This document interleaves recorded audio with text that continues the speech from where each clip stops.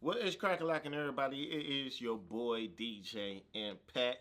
I do want to thank y'all for tuning in. Shouts out to MyLife Photography and Film for helping out with everything that's about to happen right now. All right, so what I'm about to talk about to y'all is about the story of DJ Impact, how I became DJ Impact, the kind of DJ I became, and basically my life journey of going through everything. All right, so let's go ahead and get it rolling. All right, so pretty much it all pretty much started off when I was a kid. Just music has pretty much always been in my life. Just starting out playing the drums back when I was younger, playing the violin when I was in elementary school because that was pretty much the only musical instrument I could play at that point in time. And then into middle school, in percussion and band and stuff like that. So pretty much music has always been in my life. I remember just basically, how old was he? Sixth, seventh grade, in our friend's basement, you know, uh, recording and making music. We hung the microphone from over the beam in the basement and recording and just stuff like that. It was fun. I wish I could still hear that music to this day. I wish we still had copies so I can hear it, but we don't. So you know how they go. All right, so then after that, I just remember my mom. She showed me just little stuff on TV about DJs mixing live. I think it was on MTV some years ago. It was a lot of DJs. I think they used to pretty much have like a little show where they were just on in some big high rise or whatever, and they was just like mixing and having like a lot of interviews. But anyway, the DJs, they was like going back and forth. They was beat juggling and everything, just all in like a line. I think it was like 3 or 4 turntables set up, and they were just going. She called me downstairs. She was like, "Look at this." So I came down there and looked. I was like, "Oh my God, it's tight." So then the movie Juice, when that movie came out, with Mike Epps and Tupac, even though, now we know that it's fake. But at that point in time, I was like, oh my God, this man, he killing it. I ain't know nothing about DJing or whatever. I was just like, I just like what he was doing as for like the distraction and all of that stuff, even though it is fake. But I like what he was doing. So I'm like, man, that's what I want to do. So even when they was up there battling and stuff, it was just crazy. So um back, I want to say high school around the early thousands, 2001 and everything, peer-to-peer sharing had just pretty much started. LimeWire, the Kaiser, the Napster, all of that started. So me and my brother, we've just always download music, making CDs and stuff like that. So I downloaded this program. It was called Auto Mix, and I want to say that's pretty much. Well, I'm not even gonna say that. Anyway, it led over to virtual DJing. So I was playing around with that, making like little mixes and stuff like that. So I don't know. I can't remember if I changed the skin or I changed the interface on it or whatever. Or I downloaded a whole new program. It started looking like virtual DJ. So I was just making mixes. I was showing my brother, like, look at what I did and stuff. So he's like, oh, so how you do that? So I showed him the program and everything. Like, we just download music. It's a house of 4 of us. We sharing the same computer and stuff like that. So he started making mixes, and he was killing it, like bringing it back and everything. And I'm like, dude, how did you do that and stuff? So he just showed me, like, he just clicked on the track and then drug the mouse back, and he hitting the sound effects. I'm like, oh my God, this man is killing it. So I started just working with him more, working with him more, working with him more and everything. So I'm not gonna say I became better, but we was just going and just making mixes back and forth and stuff like that. So I started going to the Guitar Center a lot. So I was playing around with their stuff, looking stuff up online and everything. I'm looking at other DJ pictures, seeing exactly what are they using to DJ with, because I'm listening to them on the radio and stuff, and when I go to the club. So I went to go buy. It was a Hercules controller. Look. small Hercules controller. You know, it was probably about that big or whatever. But they got a lot of them nowadays. But I want to say it was probably like one of the first ones that came out with just had like a little jog wheel on it, little crossfader, whatever, little volume control, and just a few little buttons. So anyway, I went to go buy that. You know, I think my son mom was mad at me because I went to go buy it. You know, we had a kid on the way. It was like $200. So, you know, that $200 could have been going towards the kid, but I went to go buy this DJ stuff that I'm not even really a DJ. So, so I brought that, you know, and I just started using it, perfecting it, playing around with it a lot, and just doing everything I need to do to pretty much be a DJ. I still didn't even know how to mix yet.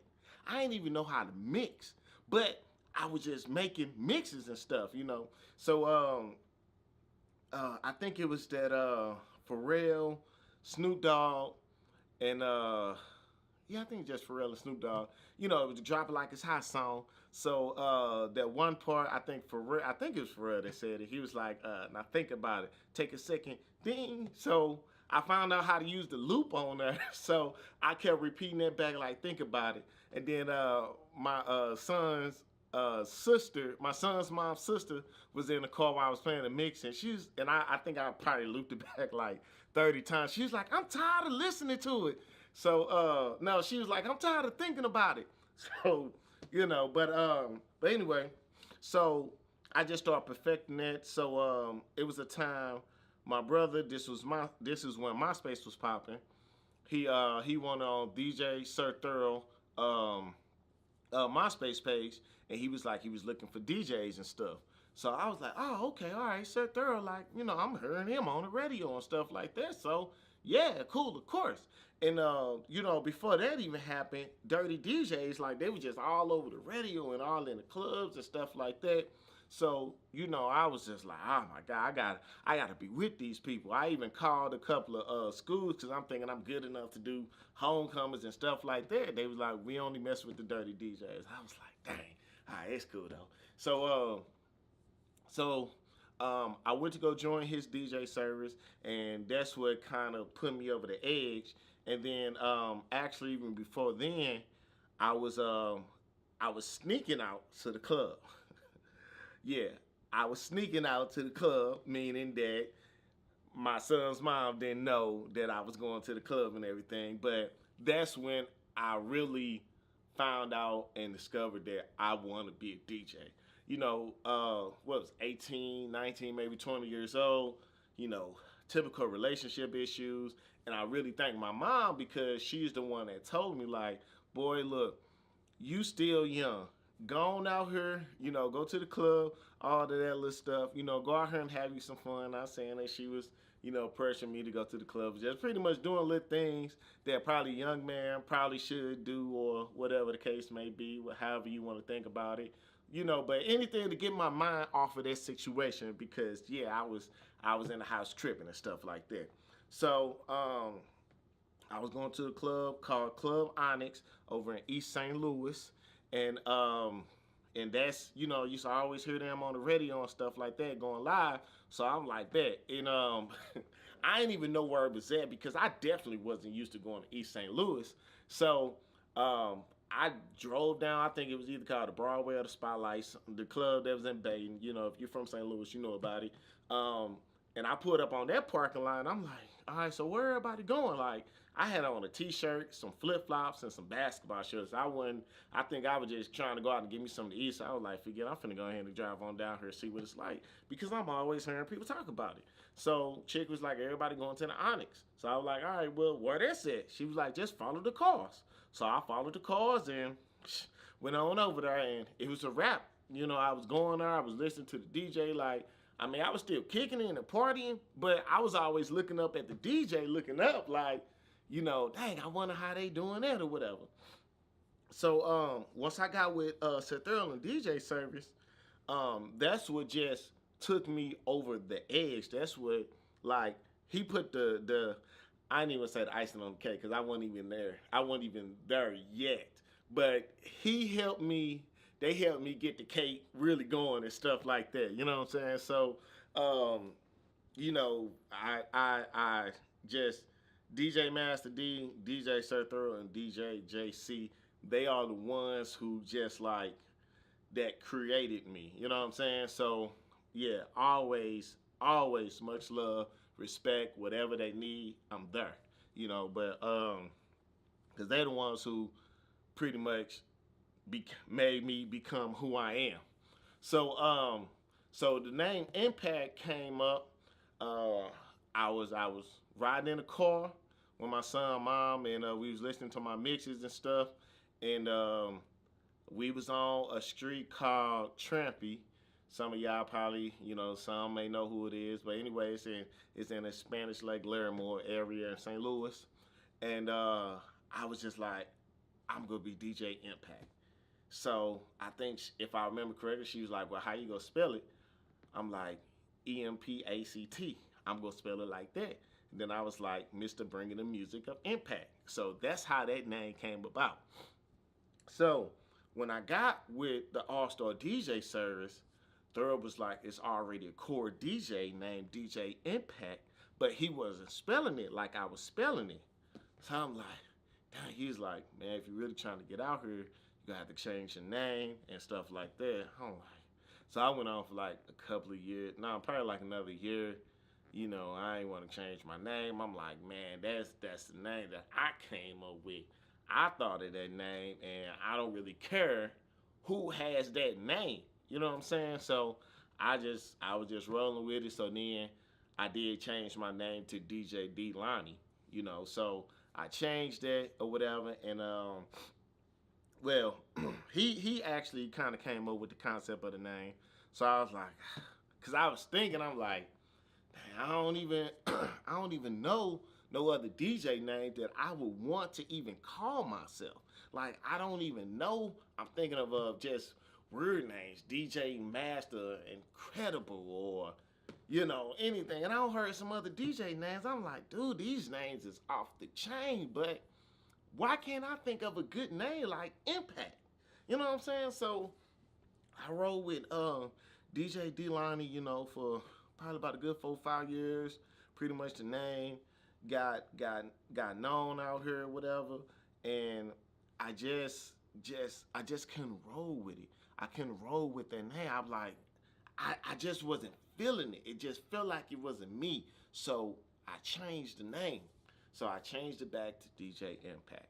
And that's pretty much what I'm rolling with now. I'm like, I don't care whoever misspells it, whoever already got the name. I'm rolling with this name. You know what I'm saying? So boom, that's it. All right.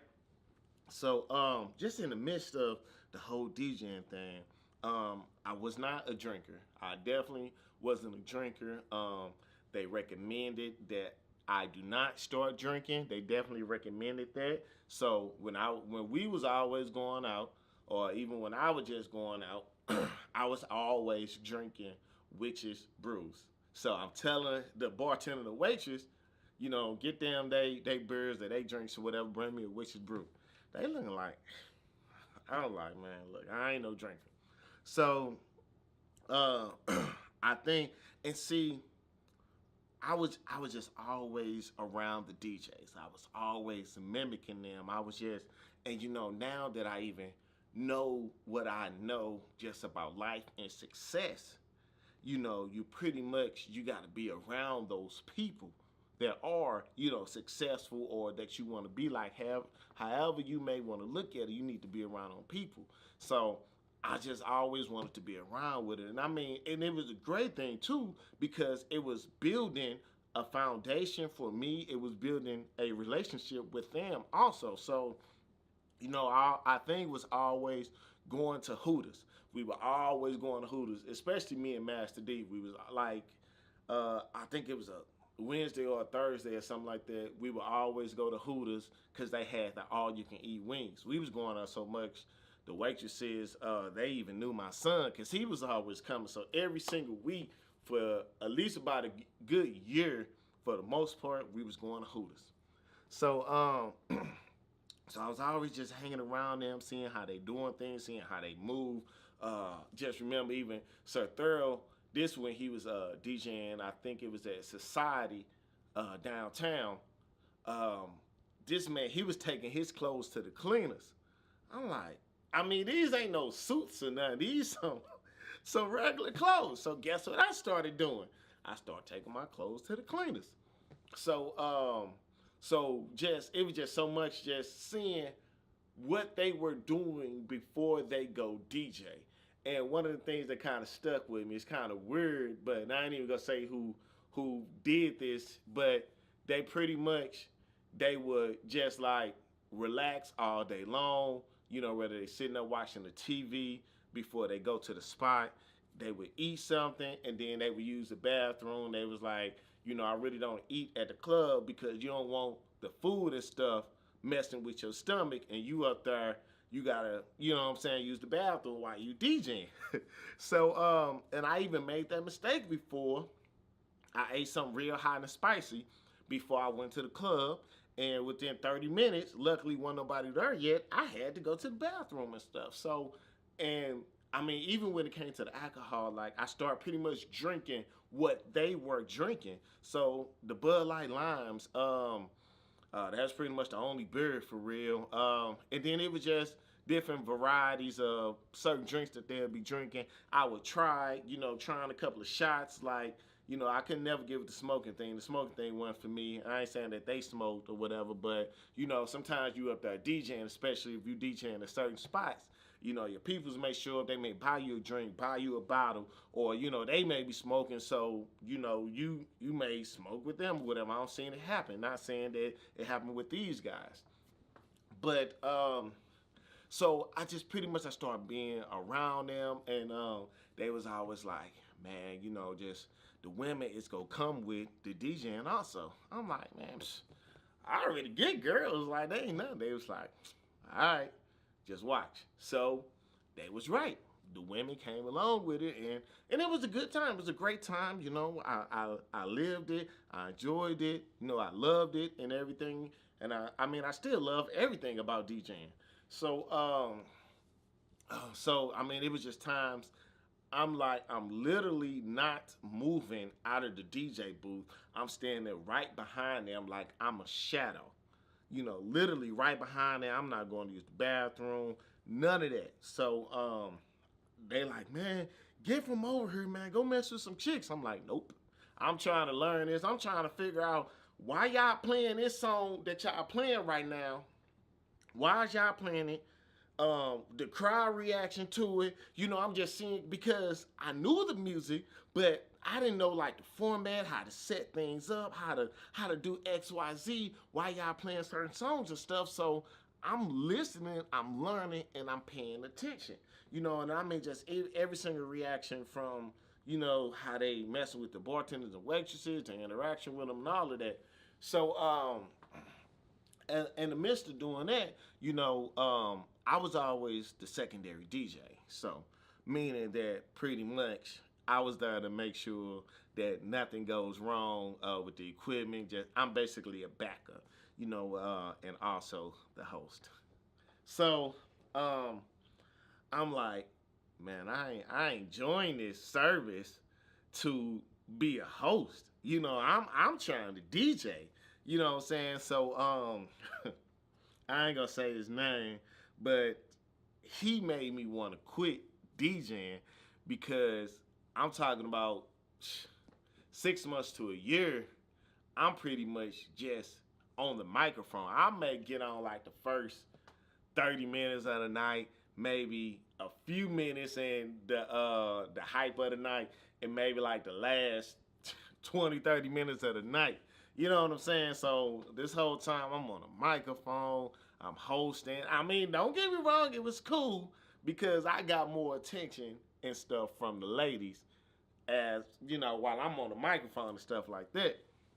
But you know, so I talked to one of the other DJs. I'm like, man, you know, what's up, man? Like, he ain't even letting me get on the mic. Like, I'm about ready to quit, you know, everything like that. He was like, man, Impact, like, he need to learn this microphone, you know, and that's part of DJing and XYZ. Because I even was coming to them like, man, I want to learn how to scratch.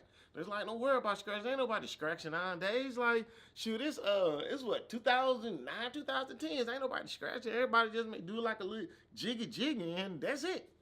So so yeah, he was like, man, Impact and all that. I was like, ah.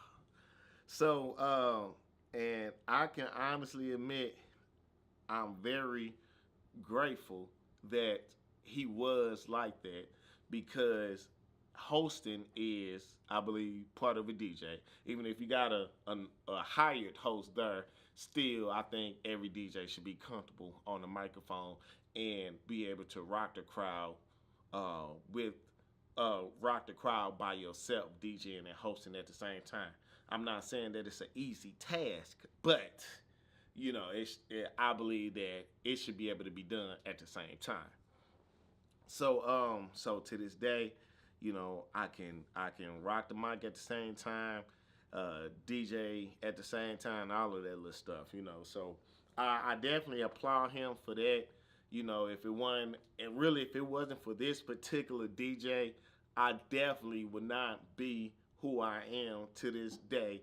As for the whole foundation of the DJing and what people would really want to see, and not just saying for the clubs, but as for like clients, birthday parties, business event, corporate events, stuff like that. So, but DJ JC, we call him Mr. Versatility because he's just completely versatile. I mean, anything from the top 40 to the club, to the birthday parties, whatever you want, he there. Honestly, I think he's the best.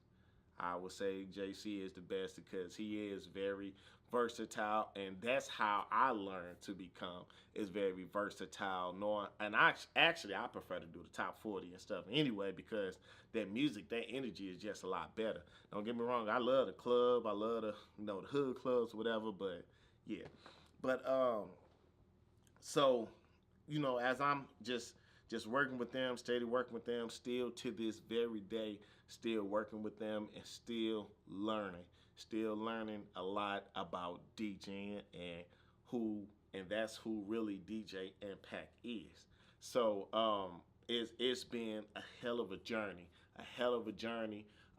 if anybody just interested in becoming a DJ, like, and I'm not saying it just to um, uh, brag up on the company. I just think it's a great company because I know what I learned from it, and I know what you can learn from it also. And that's just who I am as a DJ. And I mean, just even hanging around certain people too, interacting with other DJs. I learned something from all of them. DJ Cut, DJ AJ, Chris Style. Like I learned stuff from all of them about DJing, but my foundation of a DJ has came with Allstar DJ Service, and it's been great ever since. And just working with them. I mean, and it's been great. You definitely meet some celebrities, rocking out in major crowds. Crowds of over 500 or more. It has definitely been great. And I'm gonna go ahead and end it like this. Anybody that's and I remember DJ Shock. I don't even know where this man is at now, but he was rocking out in St. Louis like tough.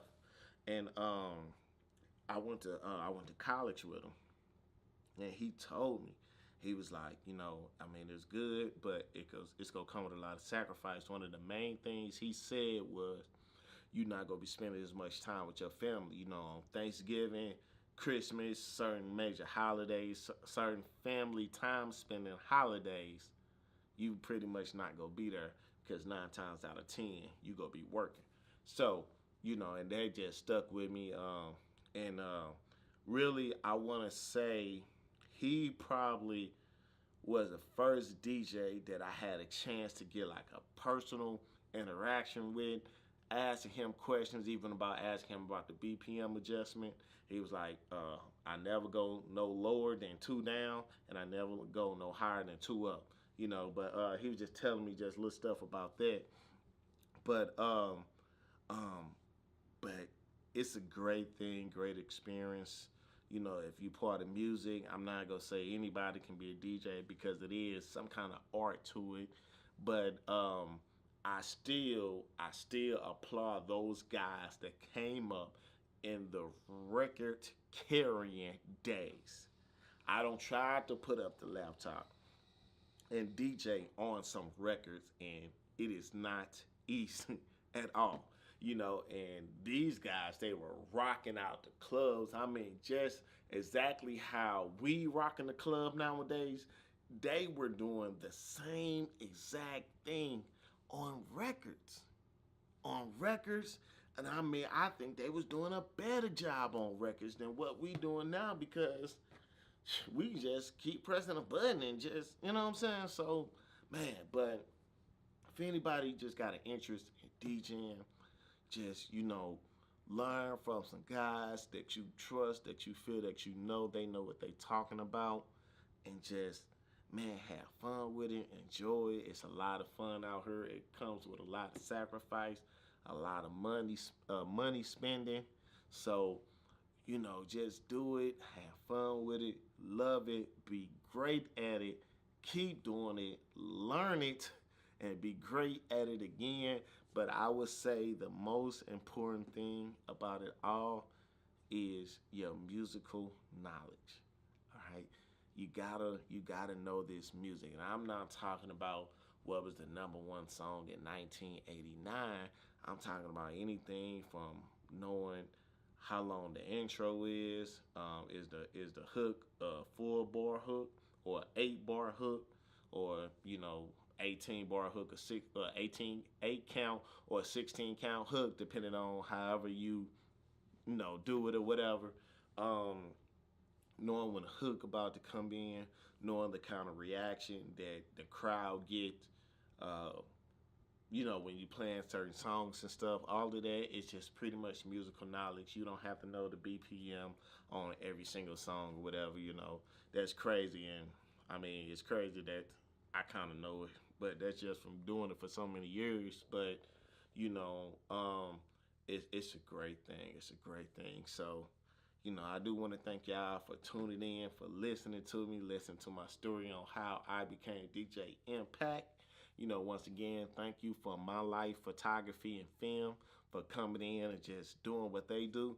But you can follow me on all the social media, DJ Impact, DJ Empact. That's just who I am.